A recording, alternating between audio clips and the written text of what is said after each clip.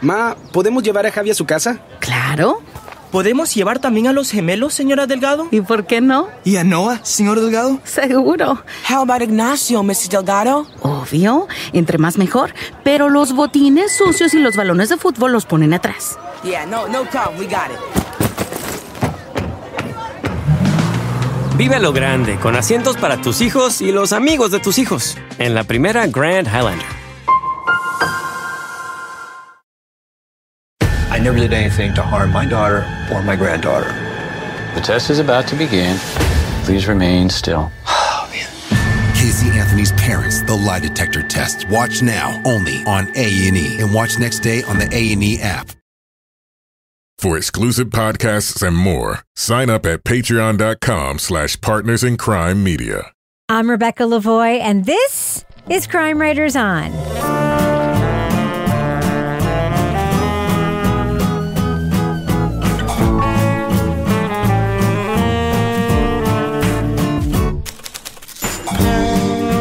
Crime Writers On is the original true crime review podcast that digs into true crime, pop culture, other podcasts. And on this episode, a New York Times reporter returns to her hometown to investigate an unsolved murder. Why was the former cop who was arrested never tried? We'll discuss the latest from Serial Productions, The Coldest Case in Laramie. Joining me to get that done and more is true crime author, TV journalist, and host of These Are Their Stories podcast, my husband and love of my life, Kevin Flynn. Hello, Kevin. Hello, Rebecca. Kevin, you are my hero today. Why is that? Oh, I know what you're going to say. Because even though it's like February 20-something, yeah, I came home and there was a whole new giant heart box of Russell Stover chocolates. Hey, what can I say? You know, when Easter comes around, whatever's left over from half Valentine's Day. Right? No, I don't. It was not reduced price, but it was on a pretty empty shelf. What is wrong with our local market if they are still selling that stuff at full price? Well, they're waiting for Kevin to show up. They're like, some sucker will take this. Another fun fact I learned, Laura, you're very good friends with the head chocolatier at Lindt. Mm-hmm. She informed me after my comment on the podcast that we shouldn't tell her how much I like the cheap chocolate from Russell Stover and Whitman's. Yeah. That Lindt, in fact, owns both of those brands. Yeah, it's a chocolate empire. I am not being disloyal to Anne, the chocolate lady, by eating my crappy, waxy Russell Stover chocolate. It is fine. I love it so much. Also with us, Mr. Nestle on line 2. Mr. Nestle, line 2. Also with us is private investigator, certified pet detective, resident cat lady, and author of The Final Curtain, Laura Bricker. Hey, Laura. Hey, Rebecca.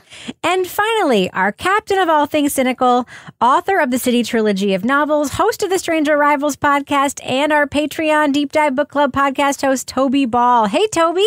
Hello, Rebecca. Toby, what is your cheap chocolate guilty pleasure? I don't know. Around Halloween, I would say it's the Crackle Bar. Mm-hmm. That's one of those things I don't see like at grocery stores, but seem to come in fun size only. Yeah. I don't think I've ever seen a full-size Crackle Bar. Nestle's used to have one that had like Rice Krispies in it. Mm-hmm. You don't see Nestle those around Crunch. either. Right? Nestle Crunch, Yeah. exactly. I don't see those around very much either. I don't think you're looking. It's the only other Nestle bar I've ever heard. What other kind of Nestle bars are there? That's it. Well, That's it. yeah, I guess. The Nestle hot chocolate I and guess like I don't- Nestle that bar, Nestle Crunch. I don't know. That's not something I've given thought to. You know, I couldn't tell you who the manufacturer of some different bars are. Oh, they're those Nestle Easter eggs, those chocolate eggs. You're thinking of Cadbury. Oh, that's Cadbury eggs. Because there's so many little varieties of Hershey's now. It's like Hershey's like regular, Hershey's dark chocolate, Hershey's dark chocolate with almonds. But like Nestle, I'm not feeling that same lineup in my head as I think about them. This is clearly a nutrition makes, podcast. Nestle makes the very best. Nestles. That's right. That's right. Nestle's. They don't own a lot of brands though. They own a ton of other brands. Like they always buy like if you have a fancy water, they'll buy that. If you like come out with a brand of like, you know, something, they'll buy that. That's their thing. Unilever owns everything, and Nestle. Philip Morris. Oh, who knows? Doesn't matter. They're all getting my money. Okay. Well, Kevin, this is obviously Monday's podcast. Yep. What is coming up on Thursday's show? On Thursday, we're going to be talking about Netflix's documentary series, Murdaugh Murders, a Southern Scandal. Nice pronunciation, Kevin. Well, I did listen to the podcast called Murdaugh Murders. God bless you, Mandy And Maggie. we all got admonished for calling the guy Alex Murdaugh when it's Alec Murdaugh. But to be fair, that's how it's fucking spelled, man. It's Alec Murdoch. It reminds me of S-Town and John McLemore. I thought it was Alec. It's Alec Murdoch.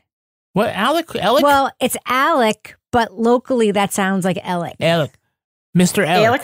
Alec Murdoch. Mm. And all those South Carolina TV stations were getting it wrong, too. Yes. Yeah. So it's not the podcast, but it is a 3-part series, and it is out now on Netflix. All right. So we're going to be talking about that on Thursday. Can I drop one other thing in here before we get going? Of course. I want to again acknowledge the fact that it wasn't commercials for Clorox in Spanish, but we did have people say they got commercials for Pine Sol in Spanish. Ah. So I just think, Is Stitcher just trolling us now? This is quite literally the same technology that powers Pandora. So, there's a lot of geolocation stuff in that, and you're supposed to be served something if it's a local ad that would be beneficial to you. And I'm not saying that just because you live in Vermont doesn't mean that you don't speak Spanish, but it's no bueno. What's so funny is that when we told Megan, our wonderful account rep at Stitcher, about the Clorox Spanish ad thing, and we were like, oh, it's no big deal. She was like, no, that's actually a big deal. That's not supposed to happen. You're not supposed to get ads in a different language in the United States and we were like, no, it's fine. And she's like, no, it's actually, we'll look into it. Literally, next week, we started getting Pine Sol ads. I think we're just being punked. I'm going with it. I'm just rolling with it. I have heard from some listeners, we're not the only podcast where that has come up. Yeah. But it's just, we're the ones that will acknowledge it, be embarrassed, and laugh about it. I'm not embarrassed. I'm rolling with it. I think it's content. Every ad is content, Kevin. It's content. Yeah. All right. Well, how about content? How about we talk about our review tonight? Mucho Pine Sol. Mas Pine Sol. No Mas Pine Sol. All right. Let's talk about what we're going to be talking about. Obviously, it's kind of a big deal. Charting when it was just a trailer. I think we should get to it. What do you think, Kevin? Sure. I'm going to drop that first clip right now. I've always remembered it as a mean town. Uncommonly mean. A place of jagged edges and cold people. Where the wind blew so hard, it actually whipped pebbles at you. Actually pushed trucks off the highway. In 1985, when Kim Barker was a teen in Laramie, Wyoming, Shelley Wiley was murdered in her apartment. Now a New York Times reporter, Barker discovered there'd been a break in the long unsolved case. Investigators arrested a former cop with what seemed like overwhelming evidence. On the night Shelley was killed in 1985, Fred Lamb had been staying in the apartment 2 doors down from her. His blood had been found at the scene. And after being confronted with DNA evidence in 2016, he had even told police that, quote, "I'm not denying that I did it." And Fred Lamb did it. So how did a case that seemed open and shut go cold again? The Pulitzer Prize winner returned to Wyoming to find out why it took 30 years to identify Fred Lamb and why the charges against him were dropped. He told them what he wanted them to know and just made them super uncomfortable. And that's how it ended. Just, that's it. Okay. Thanks, Fred. See you later, buddy. Let me know when you get back. We'll go have a beer. The Coldest Case in Laramie is the new 8-part series from Serial Productions. Barker digs into the investigation of Lamb and other suspects in the homicide. Was he let go as part of a cover-up, or did the cops just get it wrong? Spoiler alert, we are going to be talking about plot points from The Coldest Case in Laramie, major ones. So if you want to remain spoiler-free, go to the estimated time code in our show notes to hear our thumbs up or thumbs down reviews. Now, Kevin, I want to mention something that you did not put out in your notes. Yeah. But that I actually think is interesting and I think good for a podcast like this, which is putting out all episodes at the same time. What do you think about that choice? Because I think that in this story in particular, there would be disadvantages to releasing this week by week. What do you think? Well, I think it's funny that Serial Productions, which codified the idea that a podcast should come out week to week, goes with the binge drop. And I actually like that. Sometimes you're like 2 weeks in, you're thinking like, am I going to want to revisit this next week? It's great because you can listen to them all at once if you wish. But also, we're not waiting around 2 months to figure out kind of where they're going with the mystery in this. So, yeah, good for them.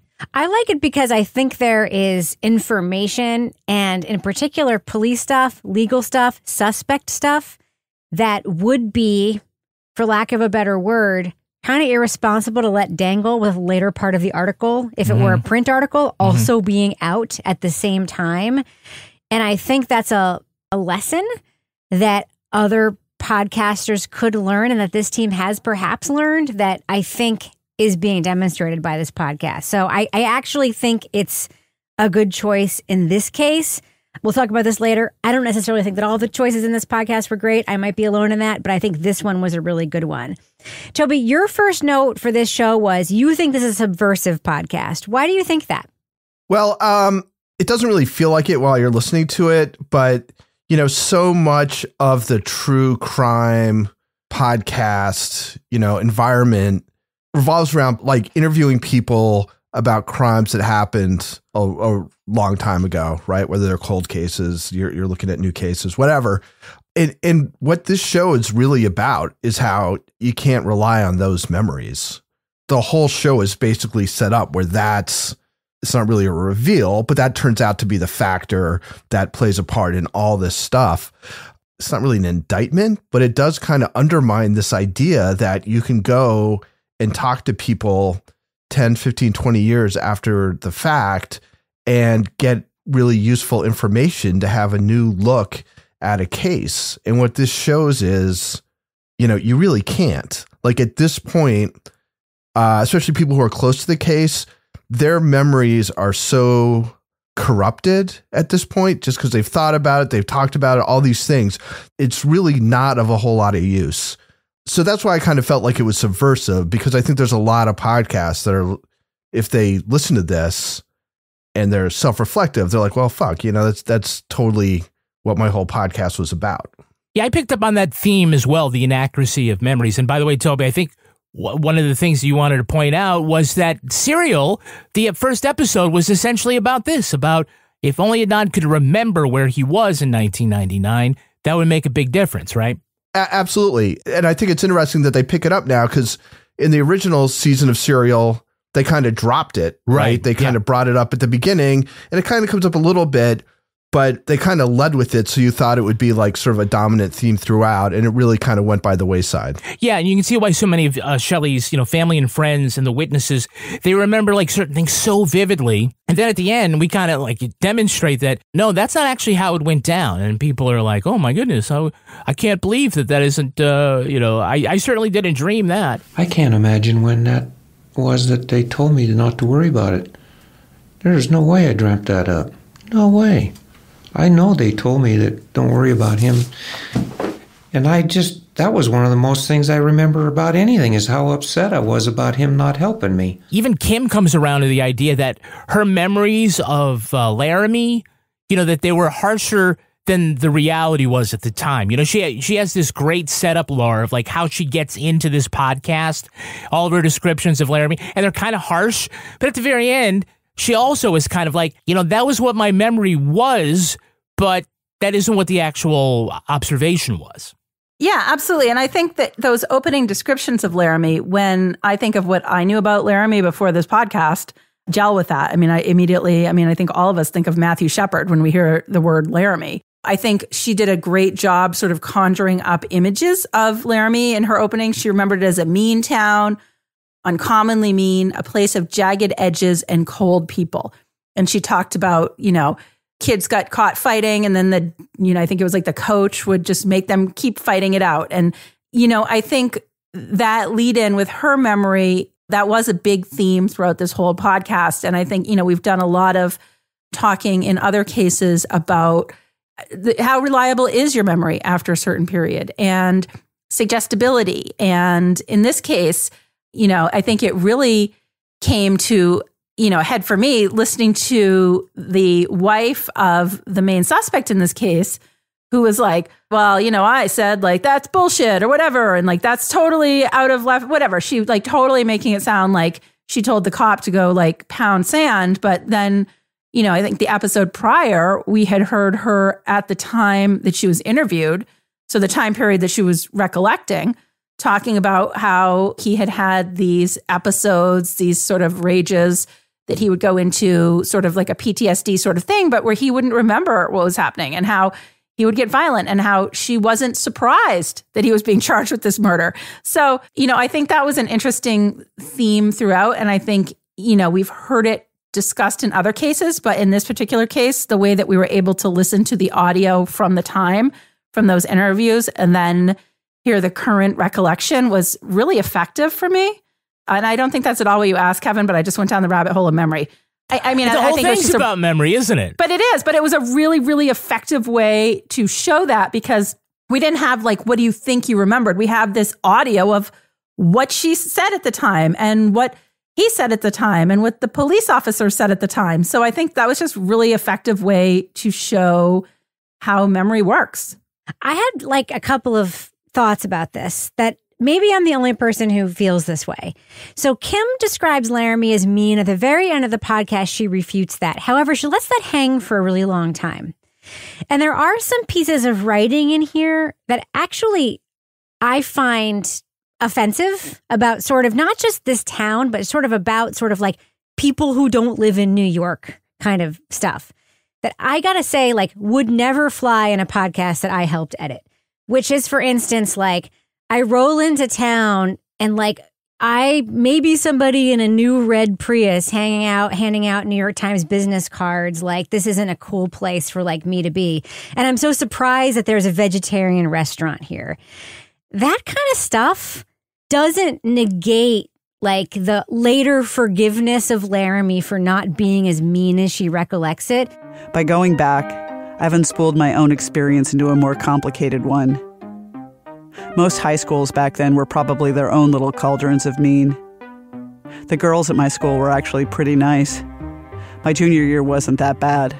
There is some sort of like treatment of this part of the world that makes me kind of uncomfortable in this podcast. It's like the West is sort of this place that I used to live, that I can no longer relate to, and that I'm sort of superior to culturally. There's another scene that's also reminiscent of that when she interviews somebody in the podcast and she describes her coming on and in the Zoom and just being like, it's like she's dressed up for an interview and I'm super laid back in my sweats and a baseball cap. There's a lot of like personal descriptions, the way people look. I just feel like there is a lens here of looking at the people in this podcast that wasn't necessary, because a lot of this stuff around memory and a lot of this stuff around the view of the case, to me, a lot of that stuff took away from it. So you're talking about a perception of superiority? Yeah. Yeah, I hear what you're saying. I don't get that. In fact, I think it's different if you're talking about rolling into your old hometown as opposed to dropping into someone else's new town and making presumptions about who might live there versus you saying, I grew up here and boy, doubt a Prius fits in with the culture here because I know about the culture here. But that's, you have your own opinion. Yeah, I mean, I agree more with Rebecca in that what's kind of interesting about it, right, is she takes on this sort of she takes on exactly the kind of view that somebody who lives in Laramie thinks that somebody who lives in New York thinks about them, exactly. Right? I mean, she embodies that.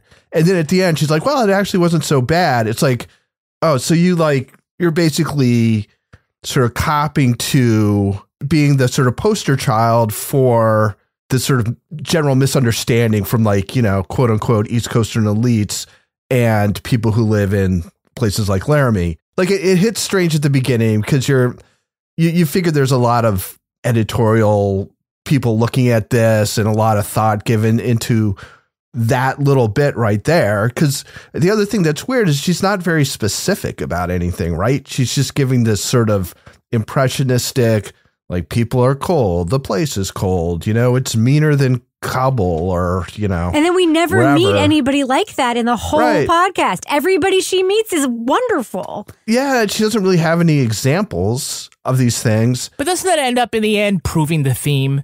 But the podcast was written after the reporting was done. Yeah, right. Yeah. She sets that up. This is my memory. And you go back and you find out that it's false. She doesn't tell you at the end that it's false without you already drawing the conclusion because, like you said, she never proved that theory. She never showed you with a bunch of mean people, right? Everybody was friendly. They had vegetarian whatever, and I don't know. I'm just saying it's an interesting point. The only difference, I think, is for all this other stuff, it was facts, right? It was about an event. Like, this happened, I did this, that happened, you did that. And this is more like, I thought this place sucked when I lived here. And then she comes back, and after a while, she's like, oh, actually, I didn't really think it sucked. I just remembered it that way, which seemed to me like a slightly different thing. But anyway, I mean, it doesn't overwhelm the podcast, right? This is just like a thing. Yeah. Speaking of things that suck, Kevin, I think it's time for our business section. Yeah. I don't think the business section sucks. Way to sell it, babe. I mean, it's content, right? Where we talk about what's on our Patreon, right? What's on our Patreon right now, Kevin? Well, right now on Patreon, we have our Crime Writers on After Show. This week, we're going to be playing a game of Would You Rather. Really? Yeah. That's a surprise to me. Yeah. Well, goody. Would you rather know about what we're doing, or would you rather be surprised? Would I rather roll into Laramie in a new red Prius, or be the editor of this podcast telling someone to not say that like that? Well, we know exactly what you would do, yes. Also, we have... among our other 335 exclusive podcasts there on Patreon, we have the latest episode of Married with Podcast. We recorded it in front of a live audience. And by live, I mean on a little screen. And one of our listeners asked the controversial question, how often do couples have sex? And the answer is... It depends. It depends. How much? Oh, really? There's not like a definite answer, like 3 times a week? No. It was very interesting. And I know how often Kevin and Rebecca have sex now, thanks to being a member of that live audience. And that also depends. And that depends. And that was very interesting. I think it makes people realize that, there are many stages of normal sex. It depends on how many Russell Stover boxes I get. Oh, Kevin's going to get some tonight. Watch me preheat her oven. Check this out.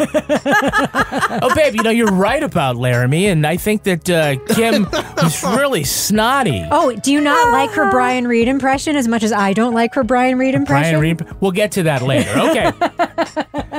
Also, Toby's got his latest episode of The Deep Dive out, and the book was called Karachi Vice. I thought it was a good discussion, Toby, but just tell us briefly what the book was about.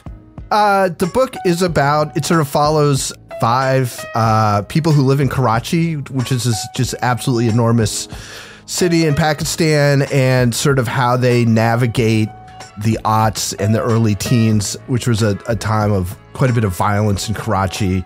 And, Karachi is, I think it's probably constantly, but especially at that time, is a city in flux.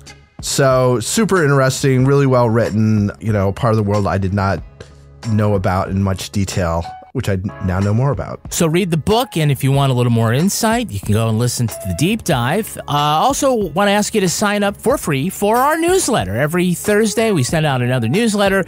And this week, you'll see things like recaps of our reviews, Crime Writers on Behind the Scene. You can see the cat of the week and the tweet of the week and all of our new merch and crazy stuff like that. And it's absolutely free. Go to crimewriterson.com and just give us your email address, and we do the rest. Does thus end the business section, Kevin? Thus ends the business section. I'm going to go ahead and fade the music out right now so we can get back to talking about this podcast. Ma, ¿podemos llevar a Javi a su casa? Claro. ¿Podemos llevar también a los gemelos, señora Delgado? ¿Y por qué no? ¿Y a Noah, señor Delgado? Seguro. How about Ignacio, Mrs. Delgado? Obvio, entre más mejor. Pero los botines sucios y los balones de fútbol los ponen atrás. Yeah, no problem, we got it. Vive a lo grande, con asientos para tus hijos y los amigos de tus hijos, en la primera Grand Highlander. I want people to understand this ordeal. It's taken a toll on both of us. Casey Anthony's parents respond after 15 years of allegations. I've gotten blamed for something I didn't do, and it tears me up inside. This can change our life. This is serious. This is their final response. The test is about to begin. Please remain still. Casey Anthony's parents, the lie detector test. Watch now, only on A&E. And watch next day on the A&E app. the friendship is sharing deal. Because I want one of your McNuggets. And I need some of your Quarter Pounder. There's a deal for everyone at McDonald's. Get one favorite like 10-piece chicken McNuggets, a Quarter Pounder, or a Big Mac and get another for just $1. Price and participation may vary. Valid for item of equal or lesser value. Lara Bricker, I cannot wait to ask you about my favorite person in this podcast. Oh. That would be Fred Lamb's lawyer, Vaughn, who Kim makes a visit to, who gives Kim all of his material, who talks about his being fired from being a public defender. I am so fascinated by this lawyer and his presence in this podcast. What do you think about the scene with Vaughn? What do you think about Vaughn? And what do you think about his complete willingness to have full candor and just be like, here, take all my shit? I mean, I don't know all the killers, but I've met a lot of killers. If Fred Lamb's a killer, I'll kiss your ass on Main Street. Well, first of all, his client must have signed something giving him permission to do that, because otherwise he would be facing some professional standards violations. But he doesn't care about those. I guess those don't count in Laramie. Actually, he was one of my favorite characters as well, Rebecca, because you go in and the first setup when he starts talking about, well, I had a bad year and I had these 3 things happen and then I got fired, and you're like, this guy's a loser. I was like, great. He's like the defense attorney that nobody wants to get when they get a court-appointed attorney that's not a public defender. But then Except you do, because as you keep listening to him, you find out that he has some attorney chops. He's worked on death penalty cases. He has past experience. And so, he puts out there his own shit, explaining his own personal situations with children dying. And I mean, that is human. Nobody is going to be perfect at something like that. But then when he's like, here you go, here's my file, and here's the discovery. And I'm like, oh, wow, okay, this is amazing. And I'm thinking, first thing, of course, the defense investigator in me is thinking like, I hope he got permission for that. But clearly he did. But then that, wealth of information that he hands over pretty much defines the rest of this podcast, because we now have access to all the information in this case. So we've got the cop, whatever he is now, the deputy assistant police chief, who really can't talk about anything because it's an active case. We don't need you because, hello, we have the whole file from our best friend, Vaughn. But I think, there's recordings in there. So if I was a reporter and I would have been like ecstatic if somebody gave me all of that information, because, I think that transparency, he's like, well, here's what I thought about the case. I think there was some racism. I think there was some issues going on.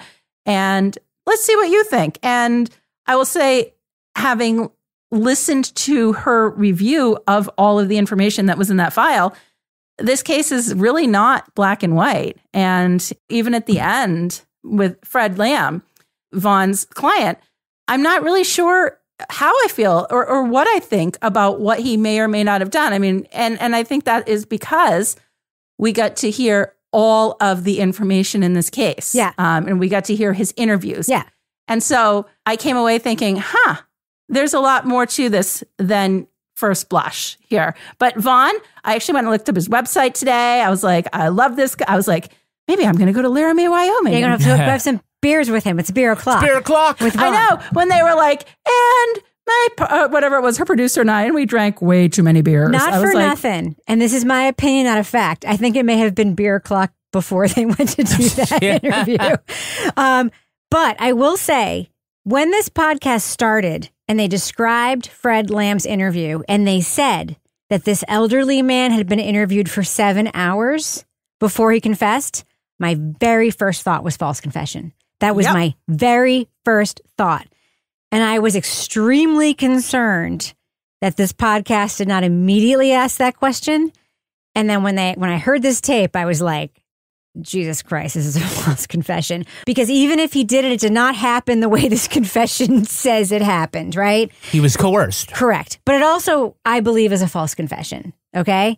And what's out in the media, so she has all the information from that discovery, but what is in the media is the cherry-picked information of Fred Lamb did it. Yes. I don't know, Fred Lamb killed a girl. And then when you hear when that comes in the interview, you're like, Of course he said it. It's like freaking Brandon Dassey. He just wanted this done. If the preponderance of the evidence says I did it, it should go to the courts. And you said the preponderance of the evidence said you did it. Yeah, I understand that. What do you want me to tell people? What the book said. Fred Lamb did it. Okay. Pretty much bottom line thing. And the most telling thing is that Assistant Chief Robert Terry, who, by the way, seems like a very nice person, is approaching this case with, I'm 100% sure that Fred Lamb did it. That is a hallmark of a false confession. A cop is sure that a person did it.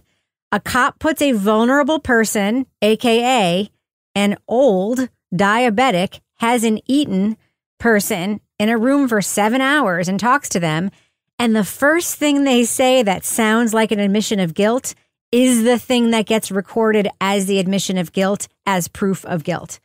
This is a classic Reid technique confession that gets recorded. It is fascinating. And that's why I think Vaughn was like, take all of it. But to me, Toby, the most interesting thing that Vaughn says, and the thing that we sort of learn, is that this case is a training exercise for every new detective in this town. It just gets handed off as basically a training exercise. Right. So what do you think about Vaughn's handing this over and all of this Robert Terry confession stuff? Yeah, so he's in sort of a funny position, right? With the whole, this sort of succession of people coming in and taking a look at it, because, there's going to be inconsistency in how hard they're looking, what they're going to think about it, all these things. So I think in his mind, if I can get all this information out to somebody from the New York Times, no less, I don't see how it hurts my client from this sort of chaotic situation that he's in right now. It's kind of wild that it would be that way. And it is also how Fred, who's a former cop, wouldn't know to just get a lawyer was another one of those, again, when you question people who are citizens in these situations, you're like, what an idiot. Why didn't you get a lawyer? Then you see an actual former cop put in basically the same situation where he's like, well, I'm not really saying you're a suspect, but we better go through the process of reading you your rights. That's a hallmark of a false confession. He thought he was helping. So it's just dude, he's reading your rights. Now's the time where you should get a lawyer. He also thinks he can talk his way out of it. Right? Because, I can convince, because I didn't do it, so I can convince him I didn't do it, Yeah, but he's a cop. He should know that that's not the way it works, He thought he was helping. He thought he was a co-investigator who was helping. But again, I would assume that he probably used that on other people. He doesn't realize it when it's used on him. I'm not blaming him. I'm just saying it shows that people are susceptible to that stuff, even if you think they should know better. At the moment, the psychology of it is such, I guess, that you don't have that sort of defensive reflex, which is I'm guilty. I'm not guilty. I don't have anything to worry about. And it's yeah, you do. You're being questioned about it. That in and of itself should be something to worry about, even if you don't consider yourself a suspect or don't think you're considered a suspect. So, Kevin, this podcast uses very long pieces of tape. Yep.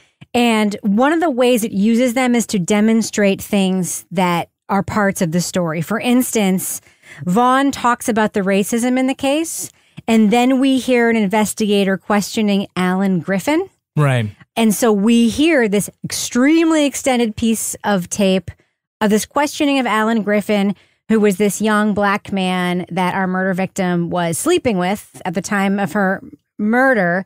But it's a very long piece of tape that's used. Do you think these long pieces of tape were used to good effect in this podcast? Because this is something that we've criticized other podcasts for in the past. Yeah, I liked it. I was surprised that it wasn't broken up. I'm thinking are we really just going to roll the tape on this? I found it easy to, I was able to follow it, and I thought it was illuminating, but I could understand if other people would not find it that way, because it is a lot of just listening to them talk. Now, fortunately, these are clips where you feel like things are progressing. It isn't just sort of running in place necessarily, but we can talk about some of the individual things, but in general, Normally, I wouldn't go for a long, uninterrupted piece of, interview tape. Even one that, the quality is good enough that you could listen to it like this. But, for whatever reason, I think it works. What did you think about some of the games that they play in the writing of this podcast? Like, there's a lot of tropes that they sort of play with. Like, there's the sort of typical cat and mouse games that a podcast host might do. Well, no, there was actually a really great piece of tape in the beginning where Kim is talking about how important it is that she's got to talk to this detective, and if she doesn't, her case is tanked. I'd be persistent, but respectful. A buzzing fly with good manners. Eventually, with a little luck, I would wear him down. But it would be a careful dance, a delicate game of cat and... Police Department, Terry? Is this Robert Terry? Yes, it is. And then it's like he just picks up the phone. It's great. It's hysterical. I thought the way that came out was really good. Why don't you come down right now? You talk right now? Right now. Because, that's actually how it often goes. It's usually not that hard. And right. No, I mean, she was right that if she didn't talk to the detective, it was going to be very hard. But I like the way that they built that up for this quick anticlimactic. He picks up the phone. One of the things that I really want to ask you guys before we wrap up is your thoughts on the case. We have a suspect. We have an alternate suspect presented here in the podcast. Fred Lamb, obviously, is the one that's sort of been centered in the case. We have, obviously, Larry Montez, who's presented as the alternate suspect. He's dead. Do you think that it matters? Is that what the podcast is about, is who committed this crime? Do you think Fred Lamb is the person we should be looking at? I'm just curious to know your sort of opinions here. I mean, I have a strong one. Laura, do you have any thoughts about that after walking out of this, or is that just not the point of this podcast? That's interesting. Going into it, I was kind of hoping, okay, we might figure out what actually happened here. But to me, it was more of an examination of a case that happened in an area at the time where there wasn't huge media scrutiny like we have now. So this to me was really, I think, the first real deep dive, aside from just regular kind of court coverage of this case by an investigative journalist. And I think the takeaway I had from this was the family wanting somebody to listen to them and wanting some closure in terms of okay, this person may not be the person going to jail, but we just want to know who did it and why. But more an examination of memory and how memory comes into play in criminal cases. So I think that was more of what the examination was, because I didn't really come away feeling like Fred Lamb was necessarily guilty. I don't know. I feel like it was more like a sort of this examination of an investigation and how it can go on throughout the years and evolve throughout the years, because there was that line at the end where it was and then another new detective will come in and look at the case and start all over again. So it's it's always going to look different depending on who looks at it. And each time somebody new looks at it, the people that were key players are probably going to have a slightly different memory of it. Yes, but at the end, Toby, Kim herself raises Larry Montez again, like Vaughn does, as the viable alternate suspect. What did you think about that? It didn't seem super compelling to me. I think part of what you get out of this podcast is it's going to be really, really hard at this point to figure it out, right? Unless somebody comes forward and they confess and they know some stuff that you can tell it's not a false confession. That's going to be the only way it really works. I'm not exactly sure why they did that thing where they throw out another suspect. Maybe they think they need to do that to make it seem like Fred is more likely innocent, like there is another suspect, but it does come down to the he had the opportunity to do it. There was that time period, and plus people think he's super creepy, like everybody does, and he did some similar stuff later. So that to me doesn't seem like a very open and shut case. So, I don't know. That was a note that didn't really resonate with me very much in this podcast. It just seemed like a little a tack on or something. It seemed like maybe somebody felt like they needed to do it, because the stuff that I think is strong and kind of important, that is sort of separate from all that. And as a matter of fact, seems a little bit contrary to some of these other points they're making. Kevin Flynn, what do you think? I'm just curious. Well, I think Serial Productions, they always have sort of this one thing that they do really well is that they will drop an important clue along the way that you don't realize till you come back later, like in S-Town, talking about how John works with mercury, and then that doesn't get mentioned again, but then at the end you find out that it was very likely it was mercury poisoning, right? So the fact that, Vaughn says, all the focus is on whether or not it's Fred, or what, Fred did it, or how come Fred hasn't been arrested, and he mentions, I think it's Larry Montes, and they don't really come back to that. He touched a little bit on who he is, but then it just goes into what Fred is. Now I don't think it's performative that this Pulitzer Prize winning investigative reporter at the end shares a little bit about what she thinks might happen, because you either think if it's not Fred, you have to wonder, well, who is it then? And instead of bringing that up early on and making it a binary, because then it's going to be like Adnan and Jay again. Is it Fred? Is it Larry? Is it Fred? Is it Larry? She waits till that sort of all that goes away, and she's come to her own conclusion that it's unlikely that it's Fred, or that it's be very hard to prove that it's Fred, and gives us somebody else. I really like that. I mean, I really thought that was great. It was a note that resonated with me. I was like, oh yeah, thanks for coming back to that. Ma, ¿podemos llevar a Javi a su casa? Claro. ¿Podemos llevar también a los gemelos, señora Delgado? ¿Y por qué no? ¿Y a Noah, señor Delgado? Seguro. How about Ignacio, Mrs. Delgado? Obvio. Entre más mejor. Pero los botines sucios y los balones de fútbol los ponen atrás. Yeah, no problem. We got it. Vive a lo grande, con asientos para tus hijos y los amigos de tus hijos. En la primera Grand Highlander. I never did anything to harm my daughter or my granddaughter. The test is about to begin. Please remain still. Casey Anthony's Parents, the lie detector test. Watch now, only on A&E. And watch next day on the A&E app. The friendship is sharing deal. Because I want one of your McNuggets. And I need some of your Quarter Pounder. There's a deal for everyone at McDonald's. Get one favorite like 10-piece chicken McNuggets, a Quarter Pounder, or a Big Mac, and get another for just $1. Price and participation may vary. Valid for item of equal or lesser value. All right, let's do what we do. Let's let our listeners know, should they check out The Coldest Case in Laramie, the latest podcast from Serial Productions. Laura Bricker, what do you think? Thumbs up or thumbs down for this podcast? Yeah, I'm going thumbs up with this. I thought this was really interesting. I have some issues with it, but overall, it was something that was engaging to listen to. I really like Kim Barker as a narrator. She had a really good conversational delivery style. There's occasional sarcastic sort of moments put in there. I liked her writing style. I also liked how she approached her interview subjects, kind of pulling back the curtain.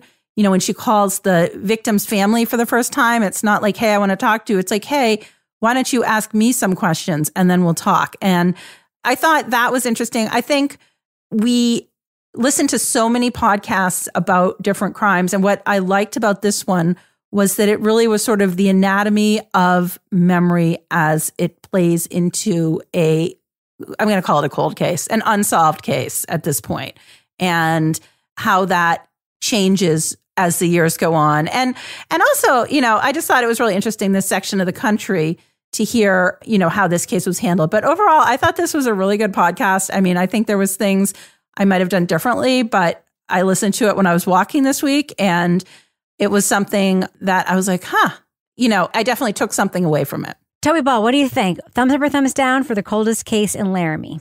Yeah, so I'm a thumbs up. I guess I'll say that, I don't want to get spoilery. There are things about this podcast that are different than most true crime podcasts in ways that we often criticize.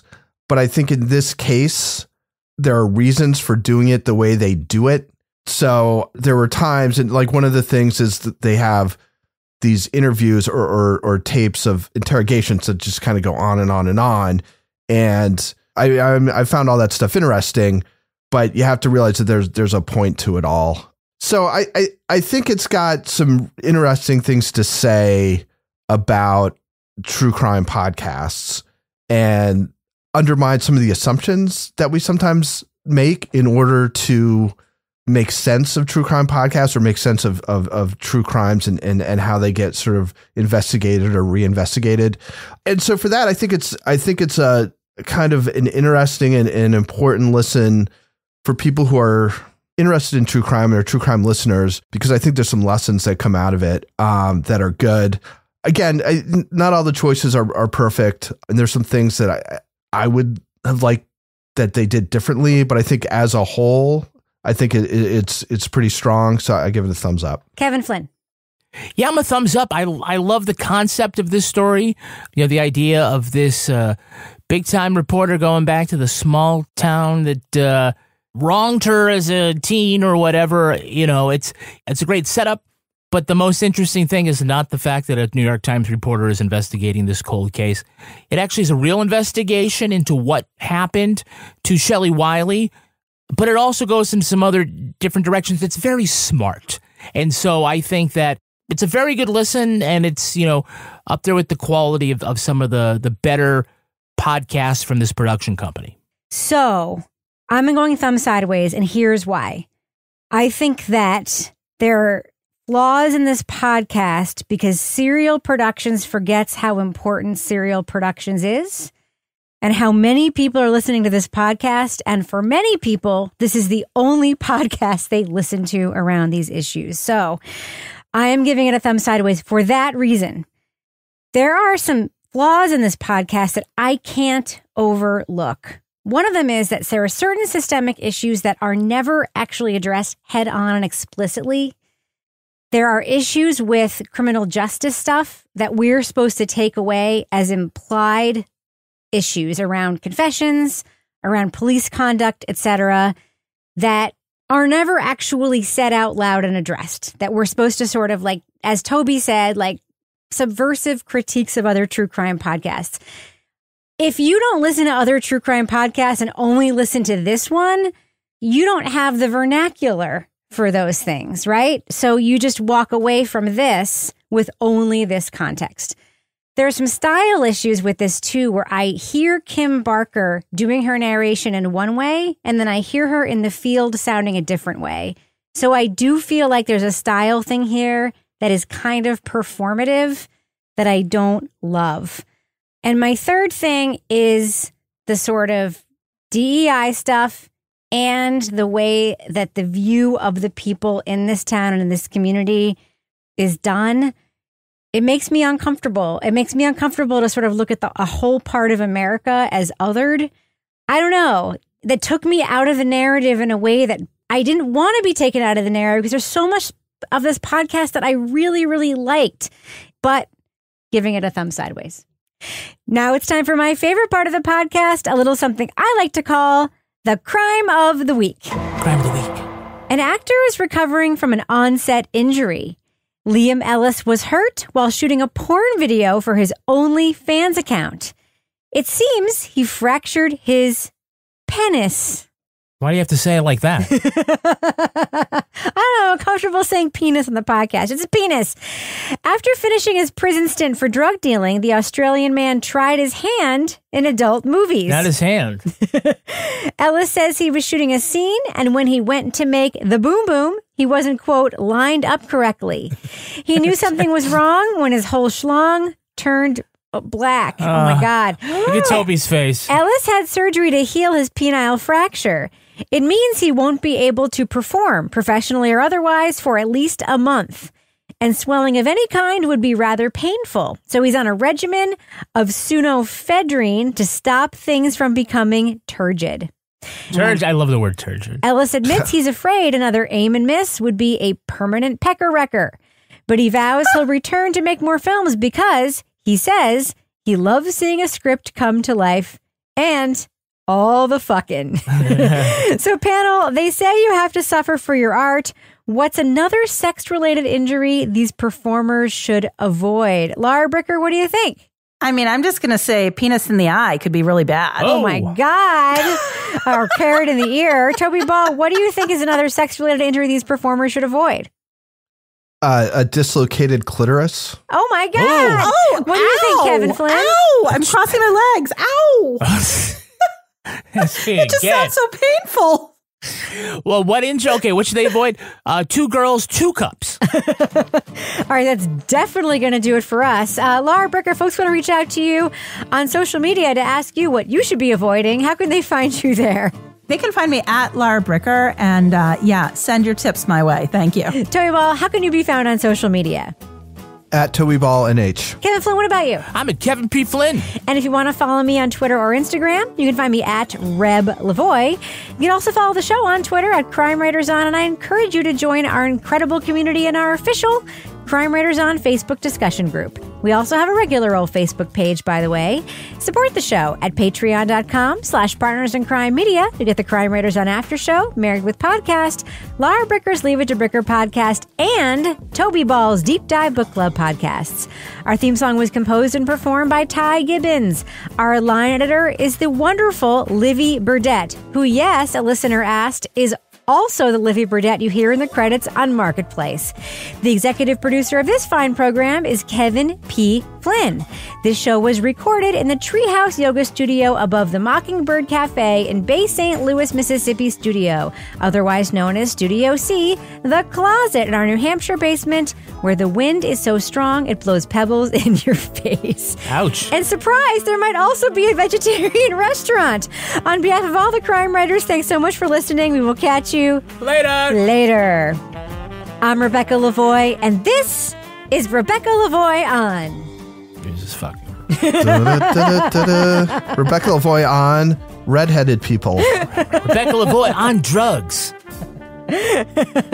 Rebecca Lavoie on Kevin Flynn's opinions. Okay, ready? I thought you were going to say Rebecca Lavoie on Kevin Flynn because he brought me more chocolate. No.